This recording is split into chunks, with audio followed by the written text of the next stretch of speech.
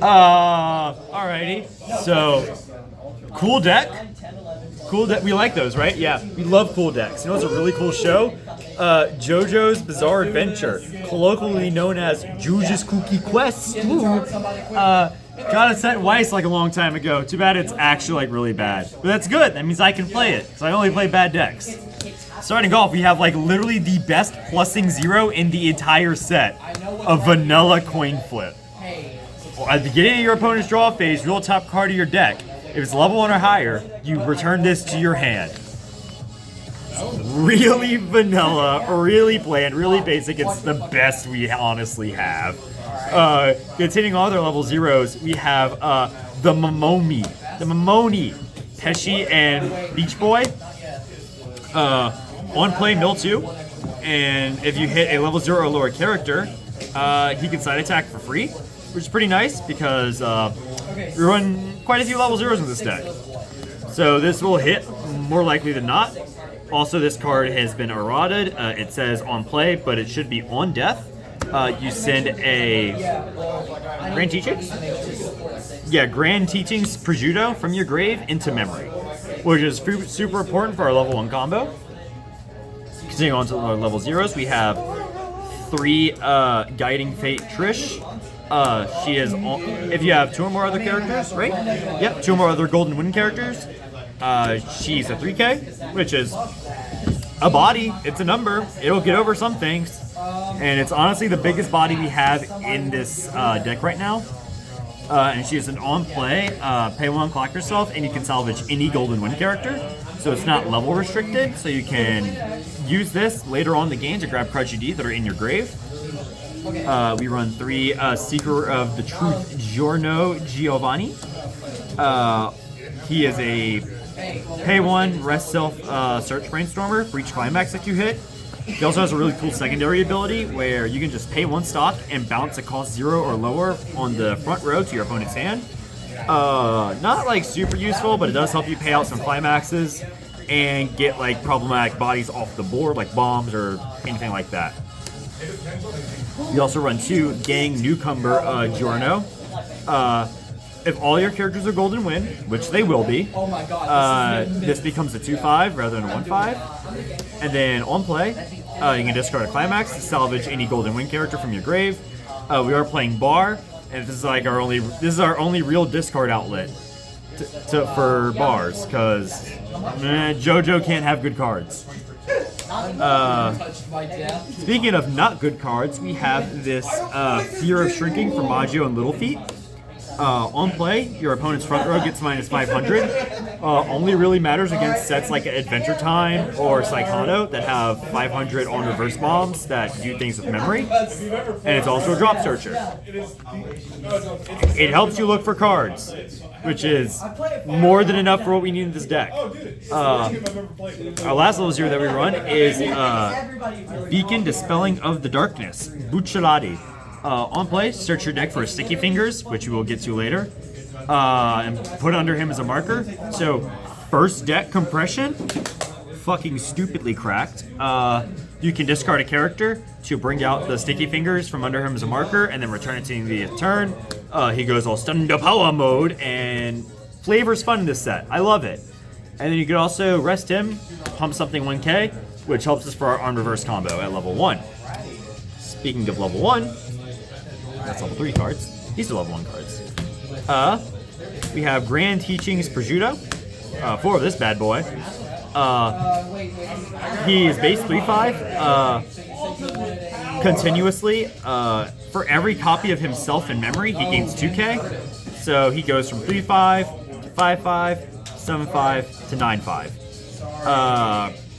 Becomes a pretty sizable body at level 1, which is really nice, especially if we can like just turbo through our deck early with a bunch of level 0 Pescis and just send like 3 of these to memory. You can only send 3.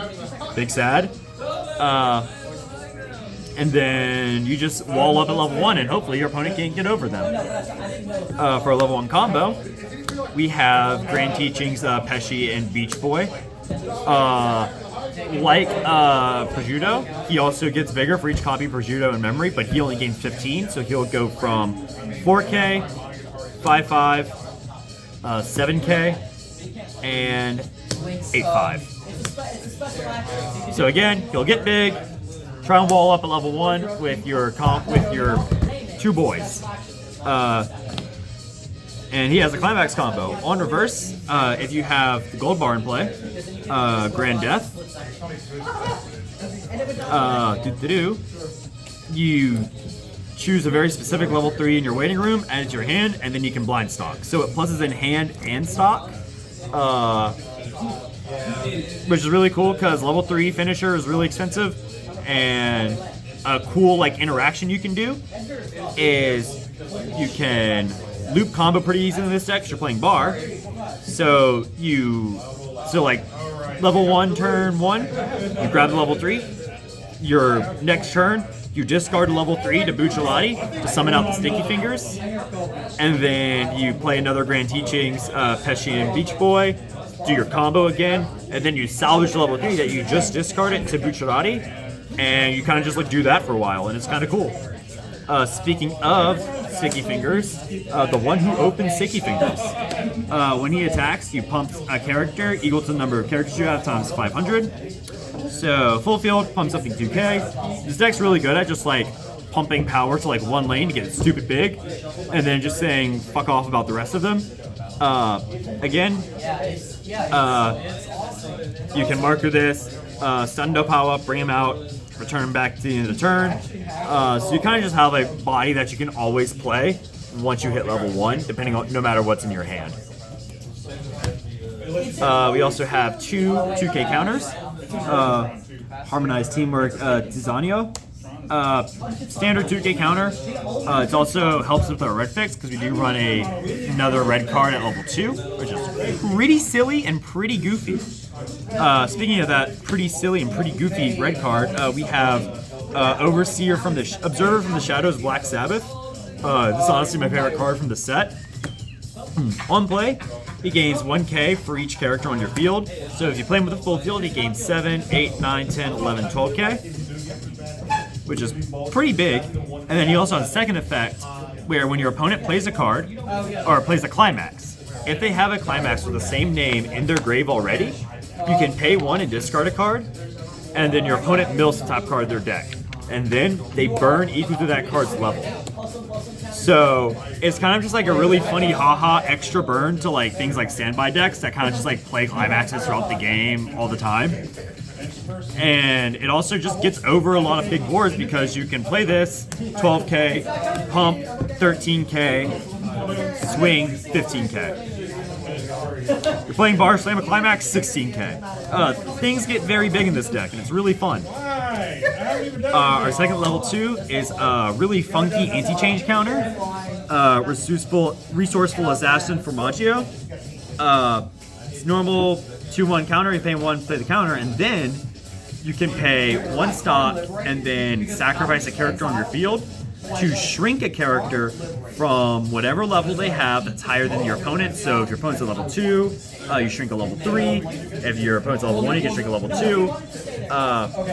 But they shrink it into a level 0 character. Note that character does come in untapped, so they can't attack with that level 0 character.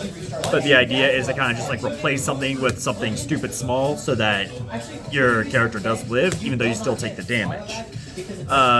And because of that, it has a very cheap cost to do the anti-change effect.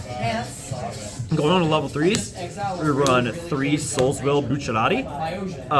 This is the only early play healer in the set. Hoggers, I love it when my set's bad. And he is base 9/5. He has no way to gain power. However, when he becomes reversed, you can discard any card, even climaxes, to rest him, and then at the end of your next turn, he will just die. You just send him straight to grave. Early play conditions, 2 or less climaxes. Not as good as like full board early play, which is fine, because we can just kind of turbo through our deck because we have a lot of mill pieces. Continuing on to our level 3 combo, we run Significance of Resolution, Prosciutto, and Grapefruit Ed. They combo with the exact same gold bar as our level 1 combo.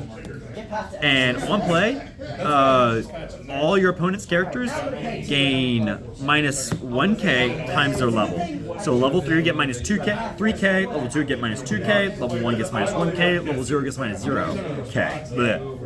And then on attack with the climax combo, pay 2, pitch 2, neg something 3k on their field. So you like wither your opponents away, which is like similar to his stand ability. We make you age, we make you old, decrepit, and stinky poo poo. And then burn 4. 4 is like not a super good number. However, 4 is gonna stick eventually, and when it does stick, it's gonna feel real good. For our last climax, we just play 4 empty door, because door is a good trigger, and it does help us fill our hand. A lot of decks in JoJo will run like standby bar, which I disagree with, because one, the standby target is very small. It's only like a 9/5. And it's also not a plussing trigger when you need a lot of cards in hand for Prosciutto to go off, to triple him at least. So yeah, it's a really cool deck. I love this deck. I love this series. It's also like my favorite fight in all of JoJo, being the Beach Boy and Grateful Dead fight. So I had to build a deck around it. So yeah, this is just like probably like the best JoJo list you can get. The only other changes you can make is you like replace these with the level 2 Uchidari that anti-changes and can flicker a thing for a turn. It is blue, so it does help you with like color, so you don't need to like focus on getting red. But I like this card too much. It's a pet card. Black Sabbath is like one of my favorite stands from the series, so I had to run it too. It was just a pet deck. Let's go with that. And sometimes it's good, because like the cards are bad, but you win because fuck shit. And that's Weiss, because compression's a lie.